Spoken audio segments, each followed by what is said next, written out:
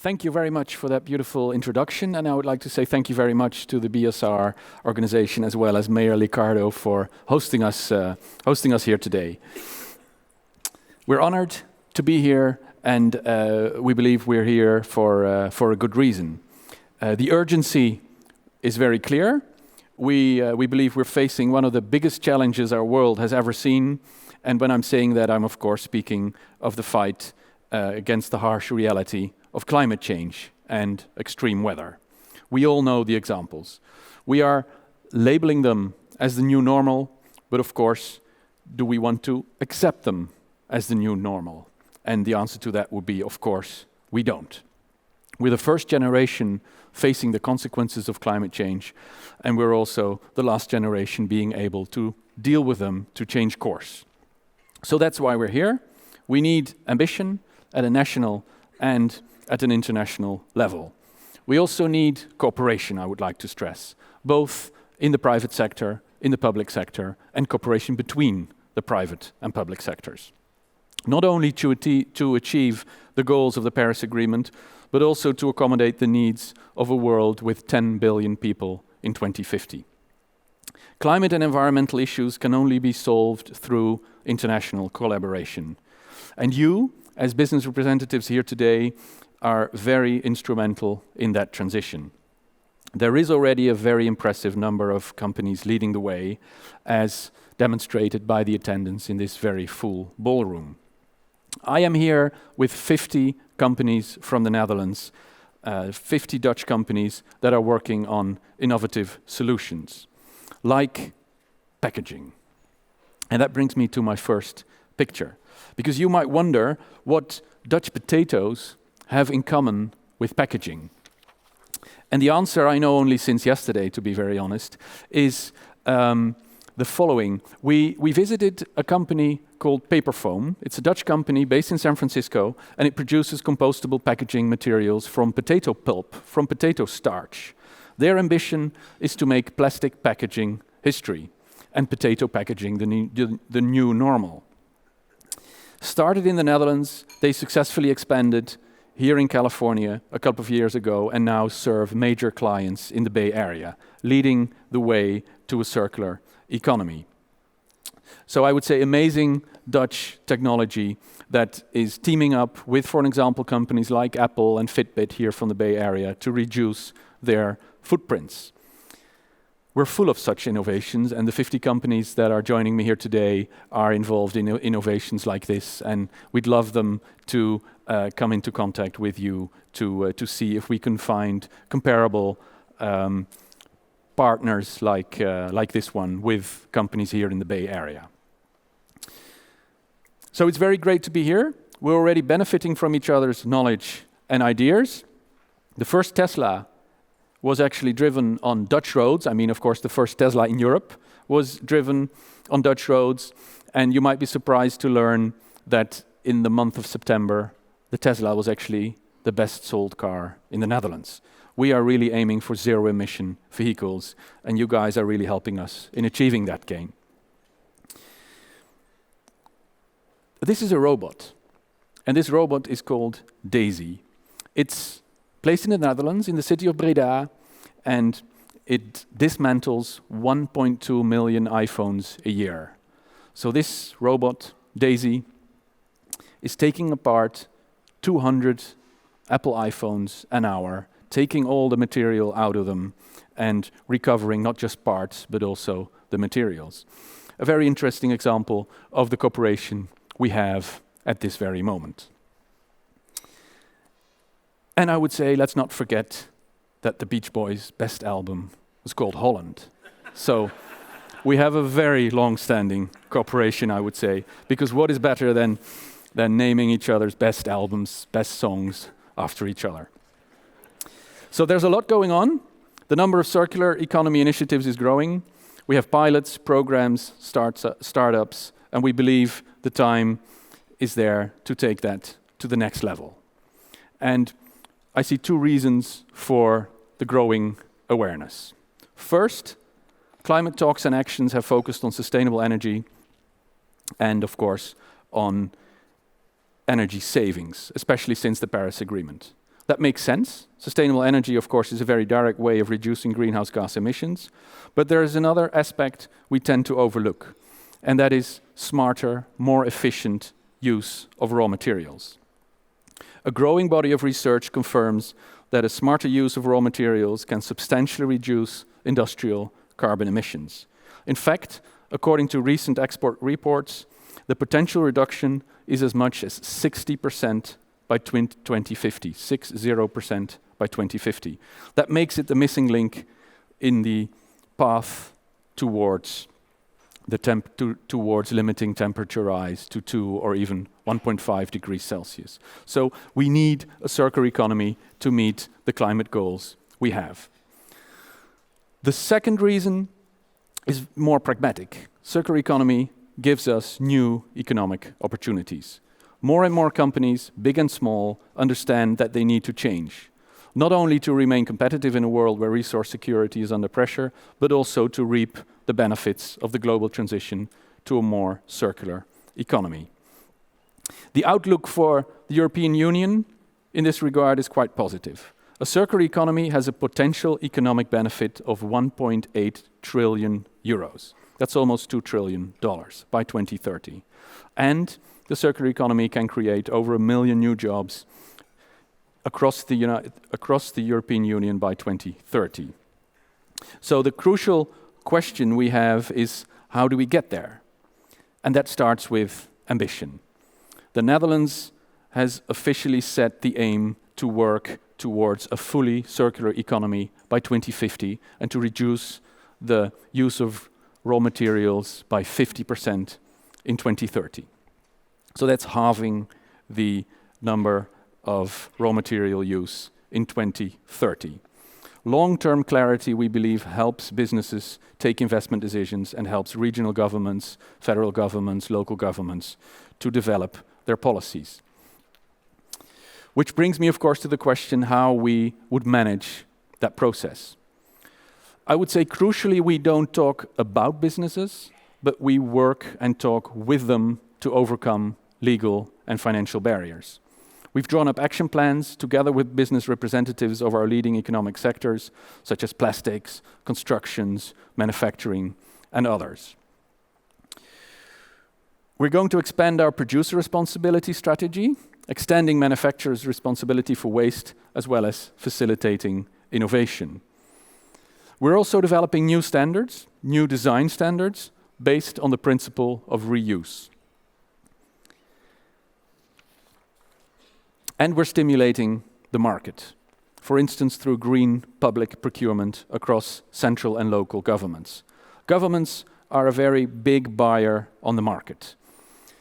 In Europe and in the Netherlands, about 15 to 20% of GDP is covered by procurement, by government procurement. Being a launching customer, in our opinion, is a very good way of putting your money where your mouth is as a government when it comes to the circular economy. And an example I'd like to mention is that military uniforms in our country, as well as police uniforms, will be reused. In the past, discarded uniforms were incinerated, were burned, to prevent them, of course, from falling in wrong hands. Nowadays, there is a new business model where the government is a launching customer to ensure that it's completely reused. Ultimately, of course, it's innovative companies that make a circular economy. As a government, we can ask in a procurement tender to ensure that it happens, but it's companies that do it and are coming up with great circular ideas. They know how to realize how it can be done better, smarter, and with less waste. Companies are finding new business models, including very well-known multinationals like DSM. And this, I think, is a very compelling example. DSM has teamed up with a startup company, Niaga, to develop a new technology for recycling carpets. All carpets made with this technology can be fully recycled and made into new carpets, in the same volume, with the same quality, again and again.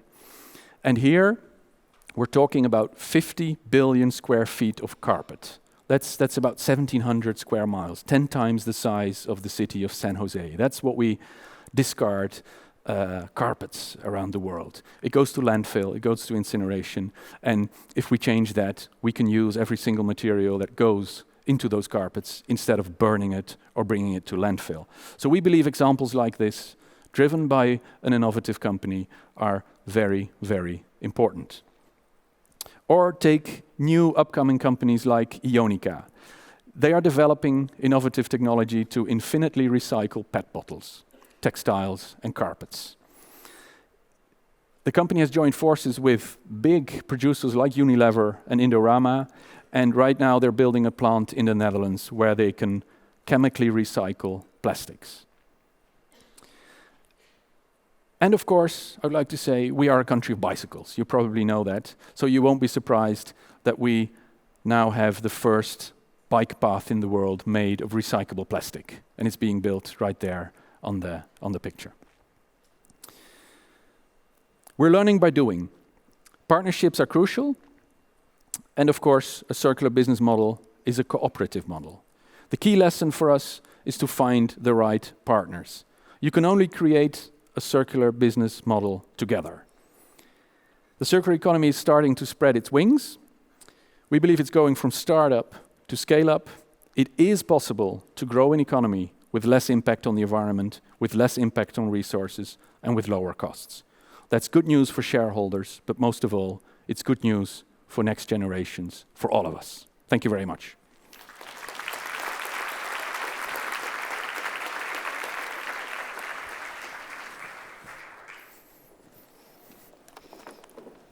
That's all right, I'm actually,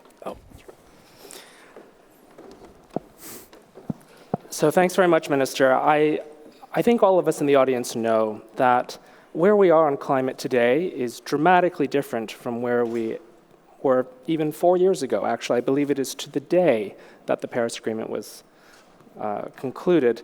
And so I want to ask some of the questions that I believe are on people's minds.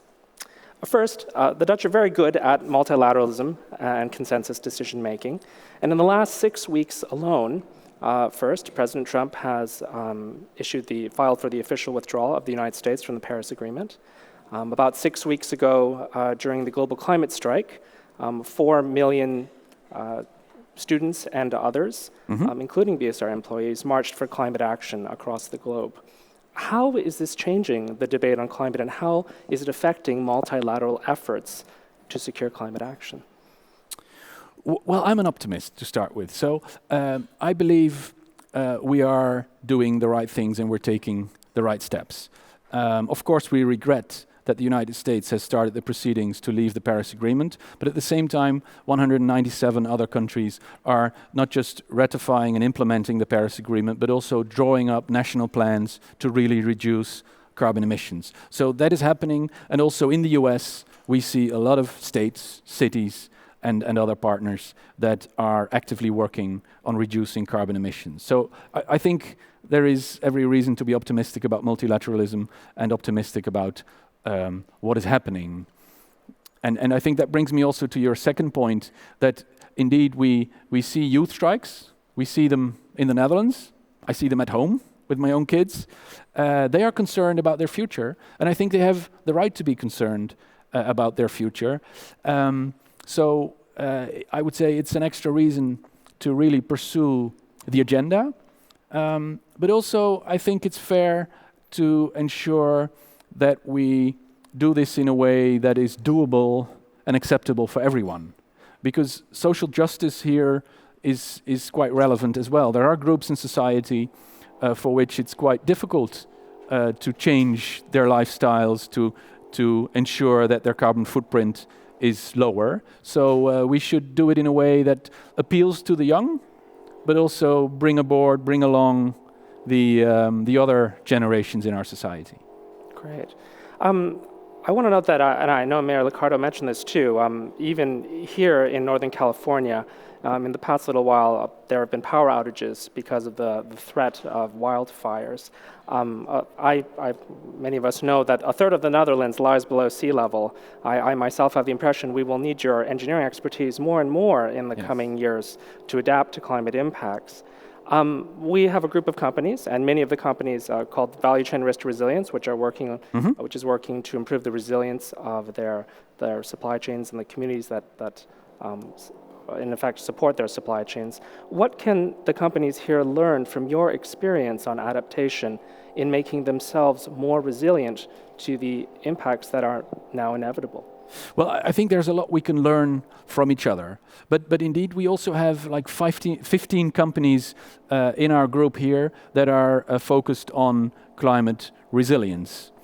And as you said, the Netherlands is basically a country built on adaptation.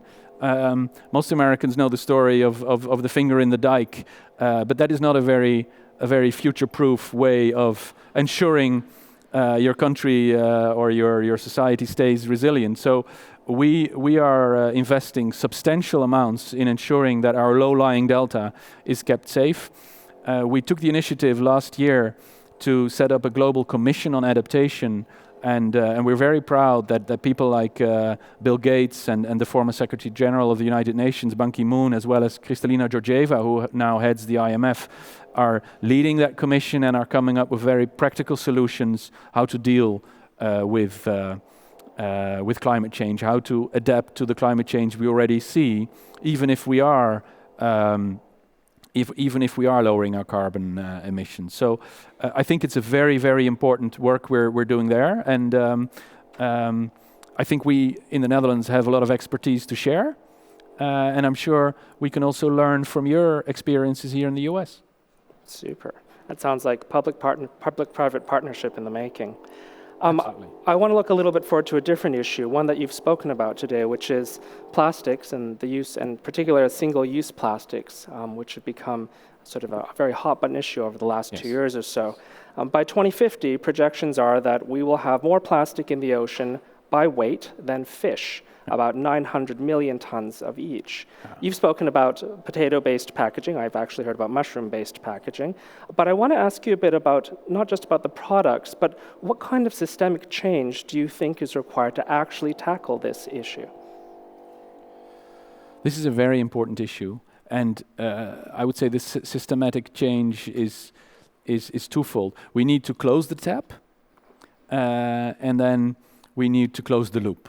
So what I mean is that we need to lower the consumption of especially single-use plastics, which are only used once and then thrown away. So for example, in the European Union, we've decided to prohibit the use of single-use plastics after 2020. So that's in little over a year, you will not be able to use those anymore. So that's part of closing the tap, closing the sheer new amounts of plastic going onto the market. And then with closing the loop, I mean as a second very important part is that the recyclability of plastics should be improved and can be improved. And here we see many businesses, many companies in the Netherlands leading commitments to, for an example, only use fully recyclable plastics in 4 or 5 years from today. So we're very encouraged also by private sector commitments in the area of plastics. So close the tap, close the loop, and then we of course have to clean up what is already in the oceans or in our rivers. And here quite a few often very young Dutch innovators are active, also here in the Bay Area with the ocean cleanup to clean up the Great Pacific garbage patch. But also we see new innovative solutions to ensure through, for example, a bubble barrier in rivers that prevent plastic from entering the ocean. So also there, I think we still have a lot of work to be done, but there's reason for optimism. That's wonderful. For those companies in the audience, your 3-pillar strategy on plastics is close the tap, close the loop, clean it up. Yes, that's right. You spoke a bit about zero waste in your remarks as well. One of the trends that we've noticed in environmental sustainability is the emergence of transformational company goals that involve zeros or hundreds, like procuring 100% renewable energy or achieving net zero carbon emissions. I want to ask what you think the impact is of choosing a zero or transformational goal and what the benefits are of that. I think it's very important to have a goal to work to. And to a certain extent, it's a man on the moon goal. And I think it only took 6 or 7 years from the moment President Kennedy announced the man on the moon and it was achieved. Here we've given ourselves a bit more time, 3 decades, but still zero waste is something we believe can be done. It's no rocket science. We have the possibility, we have the knowledge, the innovation to do it. It will entail big changes, both for business models as well as for behavioral and consumption habits, but we think it's necessary and it can be done. So setting that goal of 50% raw material reduction in 2030 and zero waste in 2050 is really, in our country, stimulating governments and companies to work together to reach that goal. So we're inspired by the man on the moon approach because it really brings movement. Super. I'll ask one more question before I open it up to the audience for a question or two. About 6 weeks ago, after the UN Climate Summit, the US Chamber of Commerce established a task force on climate action to advocate on climate policy. And we understand, and Aaron spoke to this yesterday, that the task force is meeting on November the 19th for those companies who may be interested. I wanted to ask you, as someone from government, what do you need to hear from companies, and how would you advise they engage in policy dialogue? What we need to hear, what we hope to hear, is ambition. Because if we want to do this, we need companies, and they will be eventually the ones that decide whether we will succeed or not. Secondly, I would hope and expect them to really be part of the discussion. It's not us and them, it is we, it's us together. And this is, for example, why in the Netherlands we develop a transition agenda, as we call it, together with private sector. They're at the table to really shape the policies of the future to reach this goal. So I would hope them to be ambitious and to be at the table to jointly shape the path towards the goals. Great advice. All right, I think we have time for one question. I see one over there. Thank you. Hi, thank you so much. It's very inspiring to hear about the work you're doing. My name is Jessica Wolf, and I work for Healthcare Without Harm. It's an international nonprofit that works on reducing the footprint of the healthcare sector. When you talked about phasing out single-use plastics, I'm interested to know if that will include the healthcare industry in your country. As you know, we've moved to more and more single-use plastics in the name of patient safety and infection prevention. And if you can do it there, that would certainly change the face of the global healthcare sector footprint. I think that's a very challenging sector to do this, of course. But yes, I think the aim should be to do that, to learn from experiences we have all around the world in this field. And I know that in certain hospitals in the Netherlands, they're already piloting with this by making their produce from different materials and also then completely recycling all the components in what they call resource factories right next to the hospital. So we'd be very interested to share our experiences on this, be it on a very limited scale, to be very honest, but still you need to start somewhere, learn and scale up. So I think the health sector is one we could also do this, albeit very carefully with our health and hygiene as #1 priority. Super. Minister, thank you for your leadership and your ambition. You certainly have our support. Thank you very much. Thank you for being here.